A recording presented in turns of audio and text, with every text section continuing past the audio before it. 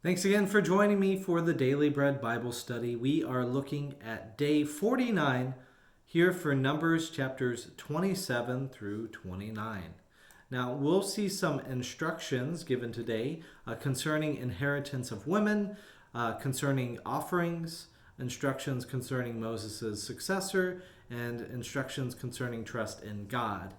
And then we will, at the end, again revisit the pronouncement against Moses that he can't enter the promised land and see how complex this situation actually is, even though there are individuals who try and make it rather simple and straightforward.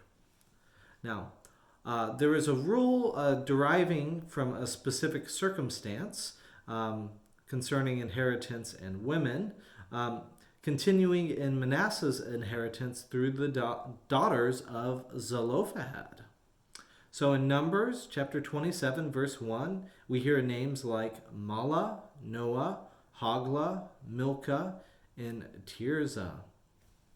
In Numbers 27:8, we see that these women are given a favorable pronouncement.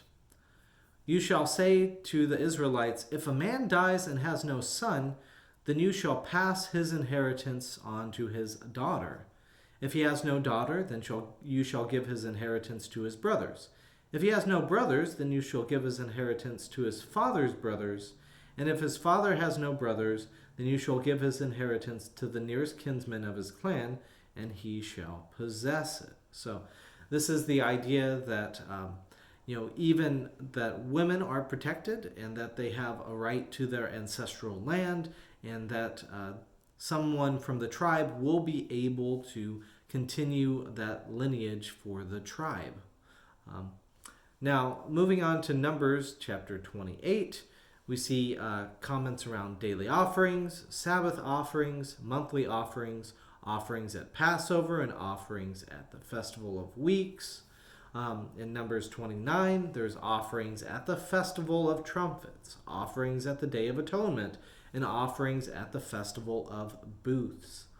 So in Numbers 29, verse 39, these you shall offer to the Lord at your appointed festivals, in addition to your votive offerings and your free will offerings, as your burnt offerings, your grain offerings, your drink offerings, and your offerings of well-being. So Moses told the Israelites everything just as the Lord had commanded Moses. We move on from that to see that Joshua is appointed as Moses' successor. So in this section, God tells Moses that he will die. And even more, God says this is due to his failures at Meribah. Now Moses asks for God to select someone to replace him, and the Lord selects Joshua. Moses does as the Lord commands him, as it says in Numbers 27, verse 22. And we're going to have plenty more time to speak about Joshua and his leadership coming up as we are getting into the book of Joshua. Now, this section is really interesting to me, since it is the account of Numbers, bringing up many questions about why Moses is punished and forbidden from entering the promised land. I believe the Bible is divinely inspired and a medium through which God speaks to us. The care and respect we offer to the Bible should mirror our care and respect for God. Yet, care and respect involve curiosity for understanding God on a deeper level, and with that we can learn about God and ourselves through this text. What exactly will this text teach us? Well, the answer is pretty simple. Trust in God matters. The book of Numbers levies all of these issues against Moses, phrasing it in Numbers 20, verse 12, because you did not trust in me. In Numbers 27:14, you did not show my holiness. And then again says, you rebelled against my word, there in Numbers 27:14 as well. In Moses' own words in Deuteronomy chapter 4, verse 21, the Lord was angry with me because of you, and he vowed that I should not cross the Jordan and that I should not enter the good land that the Lord your God is giving for your possession. So Moses kind of sees it from his words in Deuteronomy that because of the people. So the harder question to answer is this: how is it exactly that Moses did not trust God? What can we learn about trusting in God through this story for us? Well, there's a couple questions that I have. First is, did he fail to speak to the rock? Is that part of the issue at Meribah?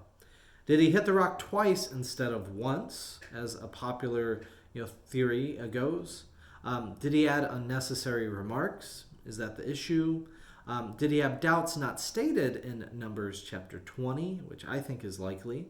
And did God resent Moses' previous leadership choices?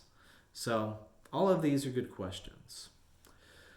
Let's take a look back at Exodus 17 and their version, and we have even less understanding of why Moses was reprimanded, because in Exodus 17 verse 5, the Lord said to Moses, "Go on ahead of the people and take some of the elders of Israel with you. Take in your hand the staff with you which you struck the Nile, and go. I will be standing there in front of you on the rock at Horeb. Strike the rock, the water will come out so that the people may drink." And Moses did so in the sight of the elders of Israel. Moses did what he was told in the Exodus account of Meribah. So what exactly happened? Well, I don't know. What I can learn about this text through studying the story, it seems that trusting in God again is the thing that is the takeaway. God calls me to trust in God. That is pretty simple.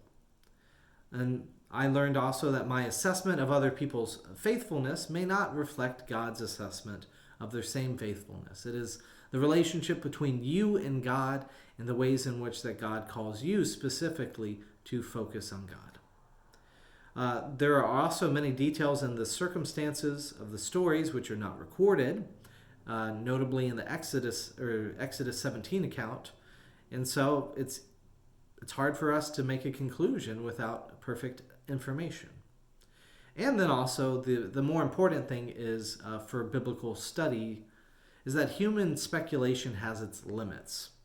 Right? There are many people who try and make commentaries who say, well, this is the definitive reason why Moses is punished here.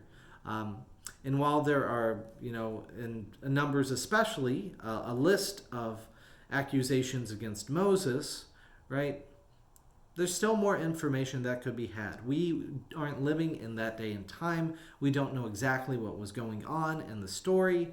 And so we have to accept it both by trust and faith and just take away what we can take away, namely that it's always good to trust in God. So also I would recommend as well too, just be cautious and critical of non-biblical sources, including myself, right? I am a person commenting on these sections of text, but the more important thing is for you as a faithful follower to be able to try and discern what is happening here, to study the Bible for yourself and come to your own conclusions, because that is where God speaks directly to you and gives you the insight that is needed for your day and time. So that's all I have for today. May you be bolstered in your study of the Bible, and may we look forward to day 50 next time.